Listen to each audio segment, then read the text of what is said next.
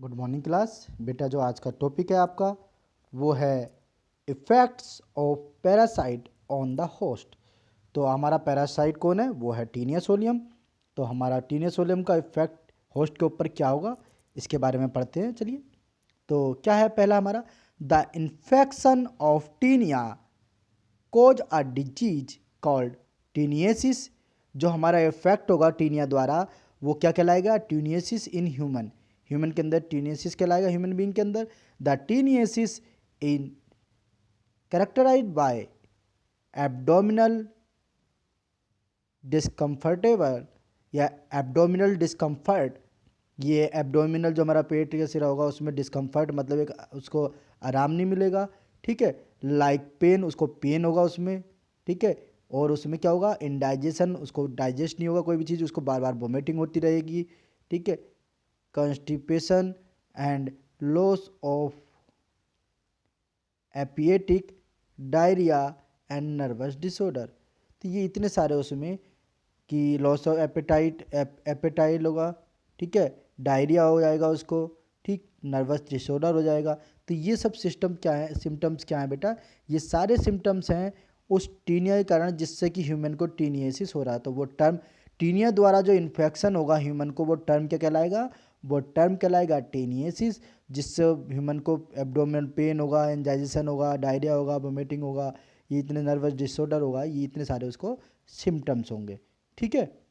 चलिए बेटा, अगर जैसे इसमें कोई सिम्टम्स आपको याद नहीं हो रहा तो आप 4 से 5 सिम्टम भी लिख सकते हो जो आपको याद हो जाए। जैसे कि आप क्या लिख सकते हो? आप उसको एब्डोमिनल पेन लिख, इसको पेन लिख सकते हो, एब्डोमिनल पेन लिख सकते हो, इंडाइजेशन लिख सकते हो, वोमिटिंग लिख सकते हो, आप डायरिया लिख सकते हो, नर्वस डिसऑर्डर लिख सकते हो। तो ये वो हैं जो आप आराम से याद कर, आप सारा याद करना चाहें तो आप सारा भी याद कर सकते हैं, ठीक है। चलिए now, treatment and control of measurement, मतलब इसका ट्रीटमेंट और कंट्रोल मेजर क्या है, इसके हम कैसे इसको ट्रीटमेंट कर सकते हैं, कैसे इसको कंट्रोल कर सकते हैं, अगर उसके बारे में आप बात करते हैं। चलिए पढ़ते हैं बेटा आगे। Anti helminthics drugs like carbon tetrachloride, ठीक है, CCl4, कार्बन टेट्राक्लोराइड, ठीक है। ये कार्बन टेट्राक्लोराइड हम इसको यूज कर सकते हैं जो एंटी हेलमिंथेस है, ठीक। ऑयल ऑफ चिनोपोडियम, चिनोपोडियम का oil, and oil of male fern dryopteris, जो मेल फर्न का डायोप्टेरस है हम उसका भी ऑयल यूज कर सकते हैं। May be remove the adult tape बर्म फ्रॉम द ह्यूमन इंटेस्टाइन, जो कि एडल्ट टेप बर्म को हम ह्यूमन के इंटेस्टाइन से आँत से निकाल सकती है। This drug usually remove the strobila, ये स्ट्रोबिला को भी रिमूव कर सकती है only while scolex can only be removal by surgical operation. इसको हम क्या है, सर्जिकल ऑपरेशन के थ्रू भी बाहर निकाल सकते हैं। Now the mode of infections, इसके इन्फेक्शन के कारण क्या है, can be checked by the destruction of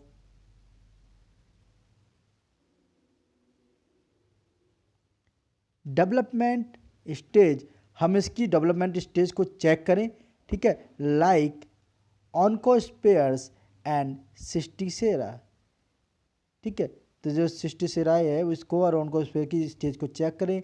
the oncospheres may be destroyed through proper disposal of human faeces, जो ह्यूमन का फेसेज है वो खुले में ना जाएं। जो व्यक्ति खुले में जाते हैं तो उनसे ये बीमारी ज़्यादा फैलती है।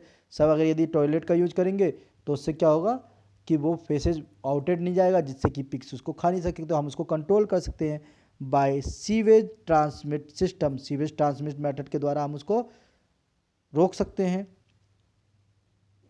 और else by preventing the pigs from visiting human faeces, दरअसल क्या है कि यदि हम पिग्स को किसी एक बाड़े में कंट्रोल करके उसको वहाँ से खाना पीना खिलाएं तब भी ये प्रोसेस रोकी जा सकती है। और दोनों में से यदि एक नहीं होता तो ये टीनियसिस की जो प्रोसीजर चालू रहेगी और ह्यूमन इससे बीमार होता रहेगा, ठीक है। तो इसके लिए हमें क्या करना पड़ेगा, पिग्स को कंट्रोल करना पड़ेगा, फिर ह्यूमन को कंट्रोल करना पड़ेगा जिससे वो खुले में अपनी फेसेस को मल त्याग ना करें। ठीक, तो बेटा ये टॉपिक आपका कंप्लीट हो गया। अगला आपका जो पेज है वो इसकी लाइफ हिस्ट्री दिखा रहा है, कैसे कैसे इसकी लाइफ हिस्ट्री है, तो मैं इसको आपको समझा देता हूँ। ये स्टार्ट हो रही है, पिग से स्टार्ट करें, चलिए यहाँ से स्टार्ट करते हैं। ये देखिए, ये पिग के इंटेस्टाइन में जो एंसिस्टेड हेक्साकैन थे, पिग के इंटेस्टाइन में आ गया। फिर ये free oncospheres in blood circulation में पहुंच जाता है। यहाँ से ये measly pork eaten by man, अब जब इस पोर्क को मैन खाता है तो ये किस में पहुंच गया, मैन के अंदर पहुंच गया। ठीक है, ये पिग सेकेंडरी होस्ट का भी हमें दिखा रहे थे। आगे क्या है, ये सिस्टेसेराई इन सरफेस व्यू, ये सिस्टेसेराई का सरफेस व्यू ऊपरी जो बिल्कुल हो जाता है। अब आगे बात करें तो ऊपर जाकर देखते हैं तो सिस्टेसेराई इन सरफेस व्यू में क्या है, ये यहाँ पहुँचा इसमें ह्यूमन की इंटेस्टाइन में। अब देखो इसने क्या करा, हुक बनाना शुरू करा। देखो यहाँ पर ध्यान से देखें, ये हुक बनना है इस पर। देखो यहाँ लिखा हुआ भी स्कोलेक्स के रूप में क्या है कि सिस्टेसिरकस इन सेक्शन विद इंजेस्ट, क्या है ये,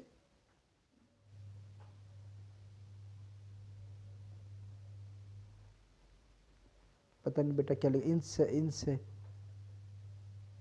इंसेजिनेटेड स्कोलैक्स, यहाँ पर स्कोलैक्स का फॉर्मेशन होना शुरू हो गया। इवेजिनेटेड स्कोलैक्स अटैच टू द इंटेस्टाइनल वाल, और जो स्कोलैक्स निकला बेटा, देखो यहाँ से ये स्कोलैक्स निकला, तो ये स्कोलैक्स का फॉर्मेशन हो रहा था, सॉरी हुक का नहीं, स्कोलैक्स का फॉर्मेशन हो रहा था। ये इंटेस्टाइन की वाल से चिपक गया। आगे जाकर क्या होगा, अब ये स्कोलैक्स यहाँ पे होगा एडल्ट फॉर्म में। देखो ये इसके क्या बनने शुरू हो गई है, ये इसकी नेक के बाद में कौन सा क्या चीज़ बनती है, नेक के बाद में इसकी प्रोग्लेटेड सेल्स बननी शुरू हो जाएंगी। प्रोग्लेटेड सेल मतलब स्कोलेक्स, ये स्कोलेक्स बनना मान लो ये है, तो ये इस तरह से ये प्रोग्लेटेड सेल बनना शुरू हो जाएंगी और ये आगे सेगमेंटेड होना शुरू हो जाएंगी। ठीक है, चलिए नाउ आगे अगर बात करें तो ये क्या है, ripe and gravid proglottids loads with egg passing out in faeces, इसके जो एग हैं और जो ये प्रोग्रेटेड हैं टूट जाएंगे और ये किस में चले जाएंगे, फिशेज में चले जाएंगे। Now branch uterus containing eggs ingested by pig, इस ब्रांच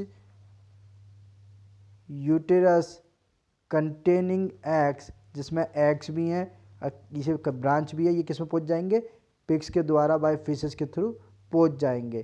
ठीक है, अब फिर से ये साइकिल चलती रहेगी इस तरह से, पिग्स से मैन में, मैन से पिग्स में।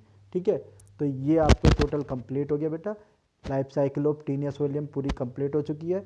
अब आपका एसके हेलमिंथेस रह गया है शायद आगे, तो अगला टॉपिक आपका वो कराएंगे, ये यहाँ पर कंप्लीट होता है। नाउ रेस्ट योर क्लास, किसी को कुछ समझ में ना आया हो तो वो मुझे बेटा ग्रुप में बता देगा। Now thanks to all of you.